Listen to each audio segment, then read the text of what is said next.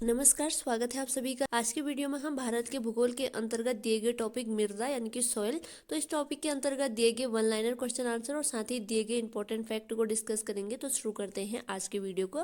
तो इसमें सबसे पहले दिया गया है कि भारत की मृदाओं का वर्गीकरण। तो भारत की मृदाओं का वर्गीकरण उनकी उत्पत्ति, रंग, संयोजन तथा अवस्थिति के आधार पर किया गया है। तो इनमें सबसे पहले है जलोढ़ मृदा, काली मृदा, लाल और पीली मृदा, लेटेराइट मृदा, शुष्क मृदा, लवणीय मृदा, पीट मृदा और वन मृदा।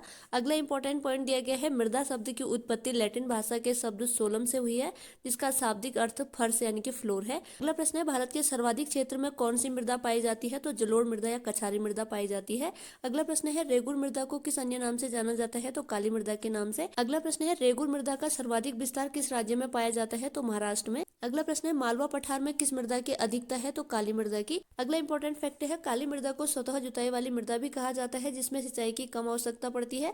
यह मृदा कपास की खेती के लिए सबसे उपयुक्त मानी जाती है। अगला इंपॉर्टेंट फैक्ट है, मिट्टी का पीला रंग फेरिक ऑक्साइड के कारण होता है, जबकि लाल रंग लोहे के ऑक्साइड के कारण होता है। अगला प्रश्न है, लेटेराइट मृदा मुख्यतः किन राज्यों में पाई जाती है? केरल, कर्नाटक और महाराष्ट्र में। अगला प्रश्न है, लोहे की मात्रा अधिक होने के कारण कौन सी मृदा दिनों दिन अनवर होती जा रही है? तो लेटेराइट मृदा।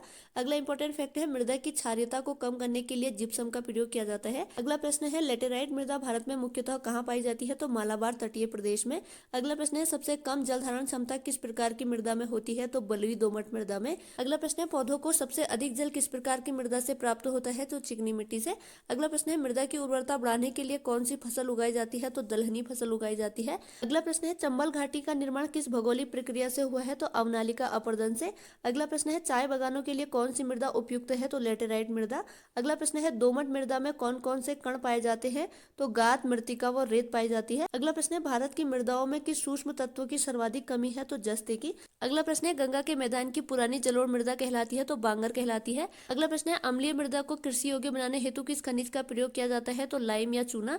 अगला प्रश्न है, भारत में सर्वाधिक क्षारीय मृदा किस राज्य में पाई जाती है? तो उत्तर प्रदेश में। अगला इंपॉर्टेंट फैक्ट है, लवणीय मृदा में नाइट्रोजन व चूने की अल्पता पाई जाती है। अगला प्रश्न है, जैव मृदा का रंग नीला क्यों होता है? तो अम्लीय व फेरस आयरन के कारण। अगला प्रश्न है, पश्चिमी राजस्थान की मृदा में किस खनिज की अधिकता पाई जाती है? तो कैल्शियम की। अगला प्रश्न है, मरुस्थलीय मृदा में किस पोषक तत्व का अभाव पाया जाता है? तो नाइट्रोजन का। अगला प्रश्न है, मृदा अपरदन को किस प्रकार रोका जा सकता है? तो वनारोपण द्वारा रोका जा सकता है मृदा अपरदन को। नेक्स्ट यहाँ पर दिया गया है, पीएस मान के अनुसार मृदा की प्रकृति। तो पीएस मान 1 से 6 के बीच हो तो मिट्टी की प्रकृति होती है अम्लीय मिट्टी। अगर पीएस मान 7 हो तो मिट्टी की प्रकृति होती है उदासीन मिट्टी। पीएस मान 8 से 14 हो तो मिट्टी की प्रकृति होती है क्षारीय मिट्टी। तो यह है पीएस मान के अनुसार मृदा की प्रकृति। नेक्स्ट यहाँ पे इंपॉर्टेंट पॉइंट दिया गया है, लाल और पीली मृदा अम्लीय प्रकृति की होती है, जिसमें नाइट्रोजन, फास्फोरस एवं ह्यूमस यानी जैव पदार्थों की कमी होती है। तो ये थी आज की वीडियो, जिसके अंतर्गत आज की वीडियो में हमने भारत के भूगोल के अंतर्गत दिए गए टॉपिक मृदा, तो इस टॉपिक के अंतर्गत दिए गए वन लाइनर क्वेश्चन आंसर और साथ ही इंपॉर्टेंट फैक्ट का अध्ययन किया। उम्मीद है आगामी प्रतियोगी परीक्षाओं में आपके लिए वीडियो जरूर हेल्पफुल होगी। इसी के साथ आज की वीडियो ओवर होती है। Thanks for watching.